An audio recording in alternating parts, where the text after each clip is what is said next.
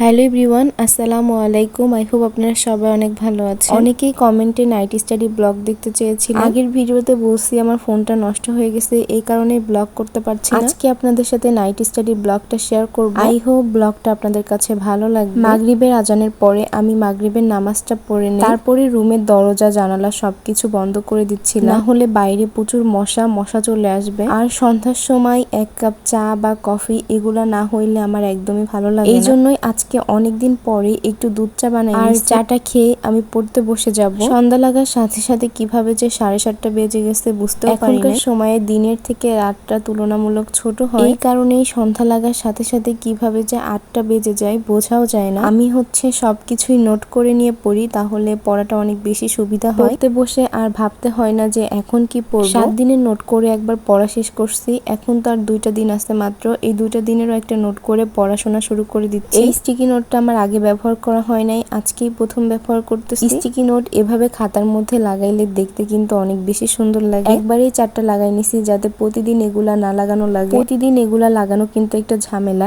একবারে লাগাই রাখলে অনেক বেশি সুবিধা হয়। এখন নোট করে নিচ্ছি আজকে আমি কি কি পড়ব। আমি যেহেতু রাত জেগে পড়ি, এই জন্য 1টা 2টা পর্যন্ত পড়লেও আমার কোনো সমস্যা হয় না। আমি হাইয়েস্ট রাত জেগে 2টা থেকে 3টা পর্যন্ত পড়তে পারবো, কিন্তু আমি সকালে উঠে একদমই পড়তে পারি না। অনেকেই আছে যে সকালে পড়ে রাত্রে পড়তে পারে না, কিন্তু আমি একদমই আলাদা। আমি রাত জেগেই পড়তে পারি, সকালে আমি তেমন একটা পড়তে পারি না। সকালে পড়তে বসার অভ্যাস করাটা অনেক বেশি ভালো। সকালে বই নিয়ে বসলে পড়াতে অনেক বেশি মন বসে। এখন আমি 7:30 থেকে 8টা পর্যন্ত এগুলো সব সাবজেক্ট আমার আগে পড়া হয়েছে, এখন শুধু রিভিশন দিতে কিন্তু অনেক কম সময় লাগে, যেহেতু আগে অনেক ভালো করে পড়া হয়েছে। অর্থনীতি সাবজেক্টটা একটু হার্ড, এজন্য একটু টাইম নিয়ে পড়ছি। আর সারাদিনে তো পড়ছি, আমি পড়া 2 ভাগে ভাগ করে নিছি। দিনে একভাবে পড়ি, রাতে আরেকভাবে পড়ি, তাহলে পড়াটা অনেক বেশি গোছালো হয়, আবার পড়াটা তাড়াতাড়ি শেষও হয়ে যায়। তারপরে আমি সমাজকর্ম পড়ি, ধর্ম পড়ি, এভাবে একে একে পড়েই যাচ্ছিলাম। 30 মিনিট করে সময় রাখছি এক একটা সাবজেক্ট রিভিশন দেওয়ার জন্য। যদি কোনো সাবজেক্টে তুলনামূলক বেশি সময় লাগে তাহলেও সমস্যা নাই, কারণ যথেষ্ট পরিমাণে সময় আছে আমার। তারপরে ভাবলাম অর্থনীতির দ্বিতীয় পত্রে নিজে নিজে একটা এক্সাম দেওয়া যায়। তারপরে আমি খাতার মধ্যে এভাবে ঘর কেটে নিছি। বইতে যে এমসিকিউ গুলা ছিল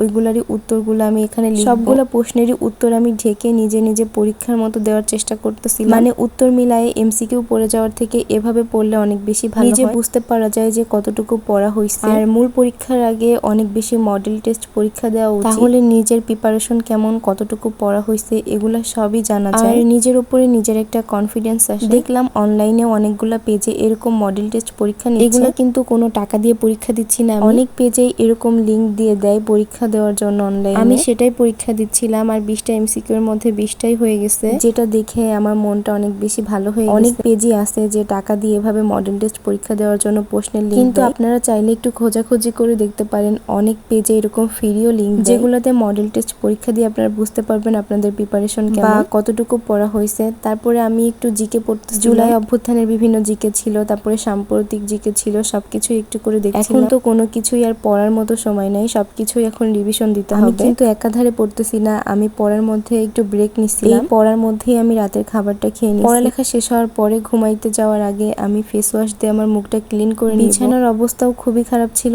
এখন সুন্দর করে আমার বিছানাটা গুছাই নিতে হবে। আর এখন প্রায় রাত 12টার মতো বেজেও গেছে। আজকে যেহেতু ভয়েস দিতে হবে ভিডিওতে, অনেকগুলা ভিডিও জমে গেছে, এই কারণে একটু তাড়াতাড়ি বিছানায় চলে আসছি। আর তা না হলে আমি 1টা 2টায় বিছানায় আসি পরের টেবিল থেকে। আজকের মতো ভিডিওটা এখানেই শেষ করে দিচ্ছি। আশা করি আপনাদের কাছে আমার নাইট স্টাডি ব্লগটা ভালো লাগলে সবাই আমার চ্যানেলটা সাবস্ক্রাইব করে দিবেন, একটা লাইক দিয়ে দিবেন, আর আপনারা কমেন্ট করতে ভুলবেন না ভিডিওটা কেমন লাগছে। সবাই ভালো থাকবেন, আল্লাহ হাফেজ।